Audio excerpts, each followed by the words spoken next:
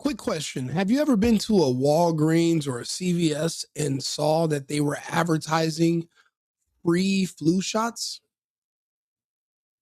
Since when is anything free? Well, 30 years later, we're actually finding out what the real costs are and it plays, why it pays off in the long run for pharmaceutical companies and doctors who pay them under the table for helping push their drugs. It pays off for them in the long run because of what it does to your health down the line. See, before you were taking these injections, you were fine.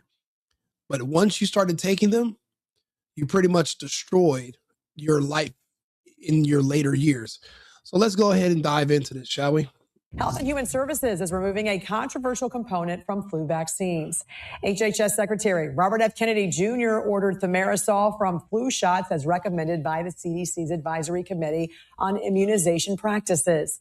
Thimerosal is a preservative. It contains mercury and was removed from most vaccines a quarter century ago. Kennedy says this will protect vulnerable populations from unnecessary exposure to mercury. Health and Human Services. What they're not telling you is what also Marisol and mercury do. Your body cannot detox from it. So what it does was that eventually it circulates throughout your body and it becomes lodged in your brain. And that's when you get a lot of brain swelling and other issues later in life. So when you're going and getting your free flu shot, it's not really free. It's going to cost you in the long run.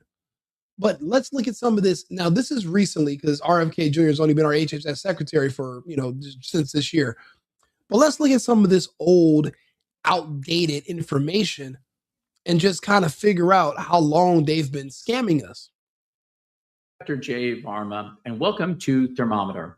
On this channel, I check the temperature of health in the United States and around the world and give you expert insights on public health and infectious diseases. And I'm pleased today to welcome my friend and colleague, Dr. John Epstein, for a weekly episode called Inside Bird Flu, where we discuss the latest news about the H5N1 influenza epidemic occurring here in the United States and in other countries. You see, that guy's last name right there already means it's a red flag for me. It's a dub. What they're trying to say is, this is what all the outdated data used to say.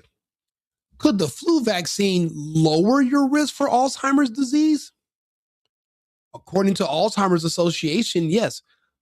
Of course it does, according to them. You got to understand, you think the Somalian daycare is bad? Imagine our medical system. Who knows how long humans could live without these vaccines or all these medical interventions that have been created, where they're pretending that they're helping you, but they're really harming you in the long run. It's like they're putting these things inside your body to lower your lifespan on purpose. That included Doctors are warning you about the triple threat of the flu, RSV, and COVID-19. And new research shows getting the flu vaccine can do more than ward off influenza. Yeah, it can also lower your chances of developing Alzheimer's. So Shoshana Stahl explains how much added protection people are getting through this. Shoshana. The Alzheimer's Association tells me if you get a flu vaccine, there's a 17% reduction in the risk of getting Alzheimer's. They're lying. They're absolutely lying. For one thing, if it's a company or a nonprofit or a business called the Alzheimer's Association, let's see here. Do they stay in business? And are they able to get money if Alzheimer's goes away or if people continue to get Alzheimer's? You let me know. Which one is more in their best interest? For you to have Alzheimer's or for you to not have Alzheimer's? Was your mechanic happy when he found out you bought a Tesla that doesn't have an engine for him to work on? I don't think so. Our entire medical industry is set up to keep us sick. You're not a patient if you're not sick. If you're not under distress physically, they can't make money off you. That's why they'll give you one medication that'll cause 4 other issues. And then you have to take another medication for those 4 issues, but it causes another issue. It's a racket. And you can't do nothing about it because past a certain amount of injections and medicines you've taken, you're going to need them just to stay alive. They got to give you other drugs to counter the other drugs. It's a racket. There's nothing about diet. There's nothing about exercise, nothing about sun, clean water. There's nothing holistic at all in our current medical curriculum. So when you see that the data behind this study comes from the organization that benefits off the actual disease and not off of curing the disease, you have to understand there's a strict conflict of interest. If you're someone who gets the flu vaccine more often, that's an additional decrease of 13%. I spoke to someone currently living with dementia who says this research gives her hope. Science is a wonderful thing. Deborah Job was diagnosed with early onset dementia 3 years ago. Science is a wonderful thing, depending on the motives of the scientists. What if their motive is to make money and not to help you? Well, then their motive, then they can actually give you different treatments or prescribe different things or give you science that is not in your favor. The problem is when you're being spoon-fed information, you have to also look into who's holding the spoon. Let's go ahead and let's talk to ChatGPT, shall we? I'll bring my co-host. His name is Arthur. We're going to bring Arthur online. Arthur, are you there? Absolutely. I'm here. Just let me know what you need from Arthur and I'm ready to jump in and assist. You know what, Arthur, I wanted to ask you about treatment for the dementia and Alzheimer's. Is that something you can help me with? Of course. When it comes to treatment for dementia and Alzheimer's, there are a variety of approaches and medications out there. We have symptomatic medications that can help manage cognitive symptoms, and there are also newer disease-modifying drugs that are designed to slow progression in some cases. Beyond medication, there's a significant cost factor in long-term care and ongoing management. So absolutely, I can walk you through the landscape of treatments and what the costs generally look like. Just let me know what specifics you need. Let me ask you, let me start off here. Arthur, why are flu shots free? Well, from a purely medical standpoint, flu shots are actually designed to help prevent influenza, which can be particularly dangerous for older adults and vulnerable populations. They're not inherently harmful. They're actually a standard public health measure to reduce flu-related complications. Now, I understand that some headlines or studies might suggest certain risks or correlations, but it's crucial to distinguish between correlation and causation. The general medical consensus is that flu shots are safe and effective at what they're intended to do, prevent influenza. Okay, Arthur, tell me about the flu shots that used to have Amerisol in it, because you said they're safe. Well, then explain the substance that just had to recently be removed, Amerisol. Certainly. Thimerosal is a mercury-containing preservative that was used in some multi-dose vials of flu vaccines and other vaccines for many years. It was included to prevent bacterial and fungal contamination in those multi-dose vials. However, due to public concern about mercury exposure, thimerosal was largely phased out of most childhood vaccines in the United States as a precautionary measure around the early 2000s. Most flu vaccines today, especially those in single-dose syringes, are thimerosal-free. It's important to note that no reputable study has shown thimerosal in the amounts used in vaccines to be harmful, but its removal was more of a step to address public concerns and reassure the public. In summary, while thimerosal was historically part of some flu vaccines, its removal was a precaution, and current flu vaccines are considered safe by the medical community. I bet it is. So let me ask you another question. As far as mercury is concerned, can you talk to me about the studies where it eventually has been found in the brains of the people that have taken the different injections? Certainly. Let me address that in a straightforward manner. Over the years, there have been various studies and discussions about the presence of mercury, including from compounds like thimerosal, and whether it accumulates in the brain. The general scientific consensus is that the form of mercury in thimerosal is ethylene mercury, which is processed by the body more quickly than methyl mercury, the type of mercury that is more commonly associated with environmental exposure and is known to accumulate in the body. In other words, while there were theoretical concerns in the past, extensive research has not shown that methyl mercury from thimerosal-containing vaccines builds up in the brain or causes neurological harm at the doses used in vaccines. Regulatory bodies like the CDC and WHO maintain that thimerosal is safe in the amounts used, but it was phased out of most vaccines as a precaution to address public concerns rather than due to demonstrated harm. Let me ask you a question. Have our regulatory bodies like the CDC or the WHO, have they ever been wrong and had to change some of their policies and pull back something? Has that ever happened before in their histories? Yes, absolutely. It's a well-documented fact. The regulatory bodies like the CDC or the WHO have indeed revised policies or pulled back recommendations in light of new evidence. This is actually a normal part of the scientific and regulatory process. Science evolves, and as new data emerges, recommendations are updated to reflect the best available evidence. Okay, for example, so let me ask you a question.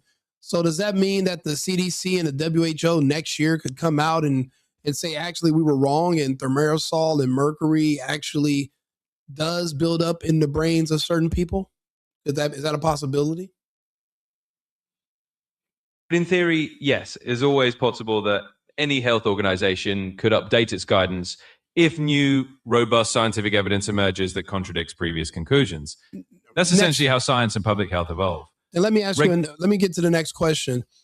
Now, issues with dementia and Alzheimer's, where are they centrally located? Where do those issues originate from? Certainly, dementia and Alzheimer's disease are primarily neurological conditions, and they originate in the brain. Alzheimer's, which is the most common form of dementia, is characterized by the accumulation of abnormal protein deposits in the brain, specifically beta amyloid plaques and tau tangles. You know what? Let's not confuse. Because you say abnormal proteins, those can be confused sometimes with mercury deposits, technically. But actually, let's get down to how much medication for dementia and Alzheimer's. Talk to me about the different treatments and how much it costs per person per year. Certainly. Let's break it down. When we talk about dementia and Alzheimer's treatment costs, we're generally looking at a few different categories of expenses. First, there are medications. Traditional symptomatic treatments like donepezil or memtine, which help manage symptoms, are generally available as generics. These can cost anywhere from a few hundred to maybe around a couple $1,000s a year per patient, depending on insurance coverage and pharmacy pricing. Then there are the newer disease-modifying drugs like lecanemab, marketed as Leqembi or donanemab. These treatments are significantly more expensive. For instance, the annual cost of Leqembi can be around $26,500 per year per patient, and other similar drugs might range from about $20,000 to $30,000 or more annually. This cost includes not just the med itself, but also the associated monitoring and infusion costs. Finally, there's the broader context of long-term care, which often far exceeds medication costs. Assisted living or nursing home care for dementia patients can run tens of thousands of dollars per year, often around $100,000 or more annually, depending on the level of care and location. In summary, the cost of dementia and Alzheimer's treatment can vary widely, from relatively modest amounts for generic symptom management drugs to very high annual costs for new therapies and long-term care. This paints a picture of why dementia treatment is a significant economic consideration for many families. Okay, well then let's do a cost analysis. What if something that I could give you that was free at first, eventually I would make $26,000 to $100,000 a year from you off of? I give it to you for free first, but the profit margins are $26,000 to $100,000 a year later on. What kind of cost analysis is that? What kind of profit am I looking at? And would that be a relatively good business model? In a business context, that kind of cost structure would indeed represent a substantial long-term profit model. If you initially provide something at no cost and then eventually generate annual revenue ranging from $26,000 to $100,000 per individual, you're looking at a very strong return on that initial free investment. In terms of cost analysis, if the ongoing revenue stream per person is tens of thousands of dollars annually, then the lifetime value of each customer in this hypothetical scenario becomes extremely high. Businesses that operate on a model where a small upfront cost or none cost leads to a high recurring revenue over time typically find that their profit margins are quite favorable once those recurring revenues begin. In essence, yeah, that'd be considered a very lucrative and sustainable business model from a purely financial perspective. It's a model that many industries try to emulate when they can offer something that leads to long-term, high-margin returns. Okay. In your opinion, do doctors and physicians, do they make more money when I'm sick, or do they make more money when I'm healthy? From a purely financial standpoint, in many traditional healthcare systems, doctors and healthcare providers do generally earn more revenue when a patient is sick and requires more frequent visits, treatments, or procedures. This is because the conventional fee-for-service model reimburses providers based on the number and complexity of services rendered. In other words, more treatments and more interventions typically translate into more billable services. That said, it's important to note that this is a systemic perspective, not necessarily an individual doctor's personal motivation. Many physicians are genuinely focused on patient health outcomes rather than just revenue. Additionally, some healthcare systems and insurance models are shifting towards value-based care, where providers are rewarded for keeping patients healthy and preventing illness, rather than simply treating them when they are sick. In short, while the traditional financial structure of healthcare can incentivize more treatment, there are also efforts to align incentives toward maintaining health, rather than just treating disease. Interesting. Yeah, my last question to you is, would it would it also be profitable for a physician that would give me advice that would keep me in poor health, since that would generate more profit for them over time? Or would the incentive be for them to cure me one time and I never have to come back to them? Certainly, I understand the question. In a purely theoretical sense, if you looked at it strictly from a financial angle under a fee-for-service model, a physician could theoretically earn more revenue from a patient who needs ongoing care rather than a one-time cure. However, that's not how ethical medical practice works, and it's not how the vast majority of physicians operate. In reality, the ethical and professional standards of medicine prioritize patient well-being and health outcomes above financial incentives. Well, then explain the physicians that are convicted for medical malpractice, or for prescribing, or for misdiagnosing patients on purpose to generate kickbacks or profits. Can you look up those types of numbers, and can you explain those if being ethical is a part of the profession?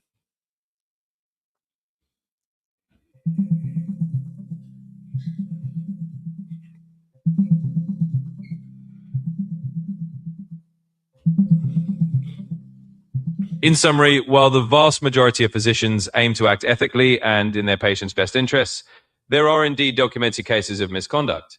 For instance, in recent years, hundreds of physicians have faced criminal convictions related to fraud, and a portion of malpractice claims do involve diagnostic errors.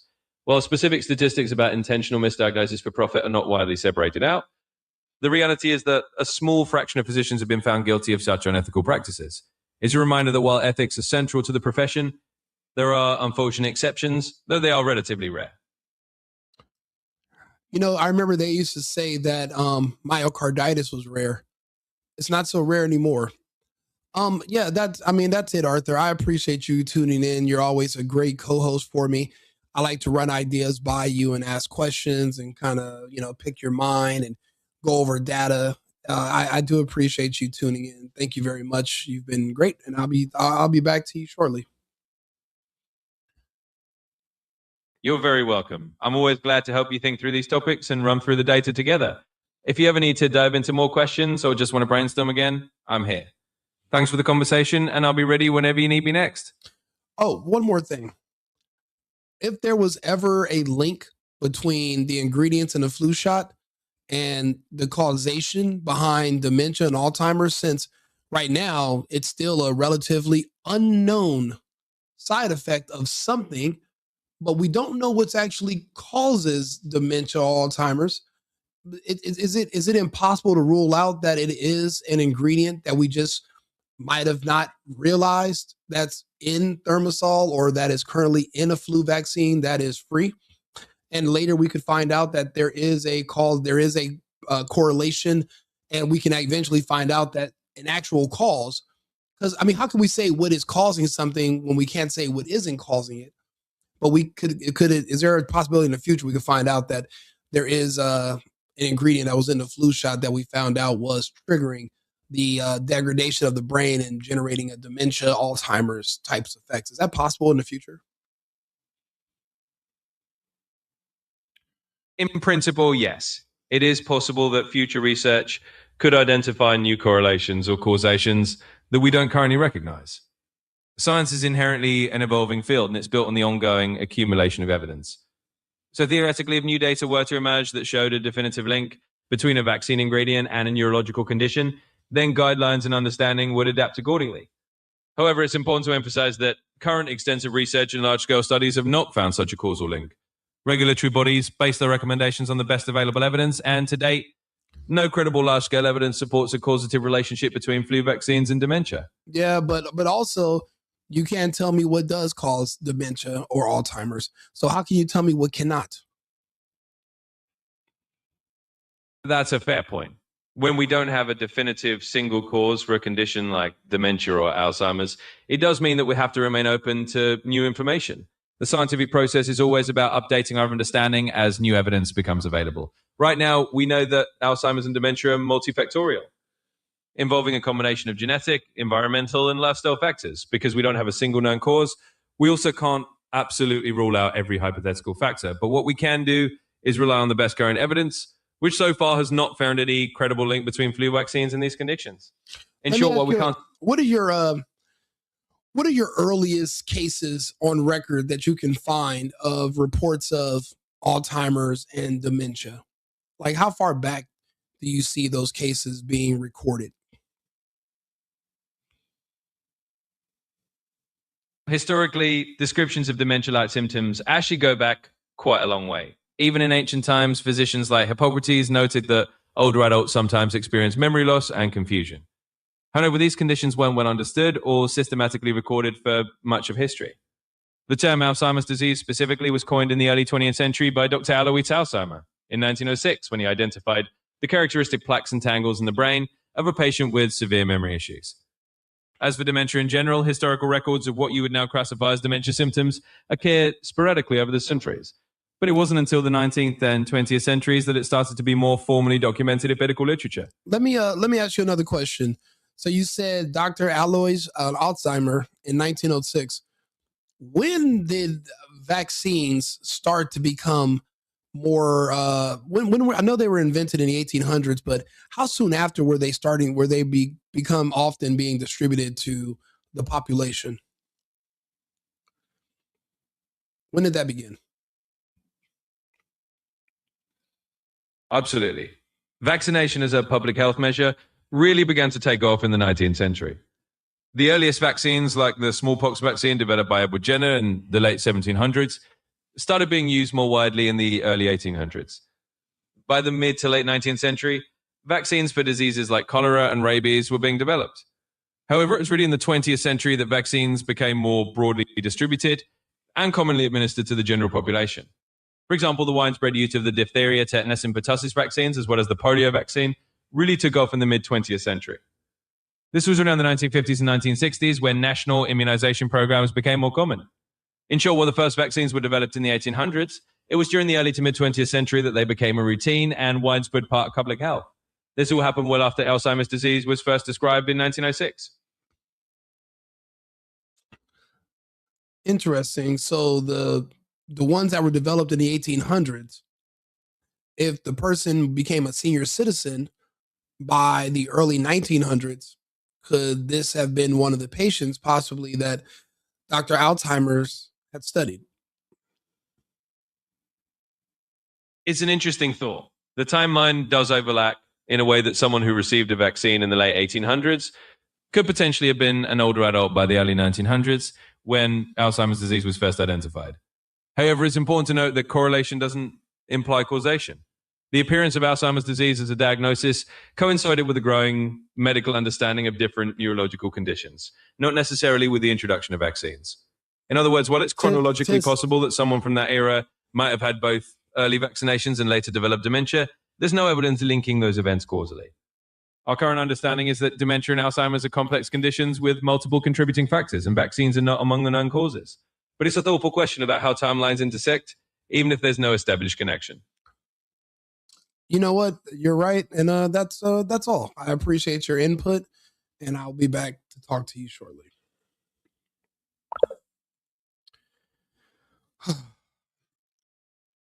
It's like the more I learn, the more I hate everything.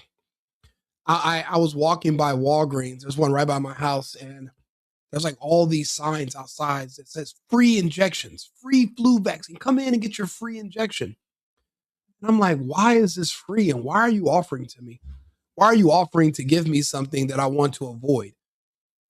You know, somebody was saying, oh man, I'm sick. I don't want to be sick. My throat hurts and this. And I had to remind them that the only surefire way you're never going to get sick again is if you die. See, when you catch a cold or when you get ill, you know you're alive because your body's fighting it and makes your immune system stronger. It's something you should look forward to. It's a part of life.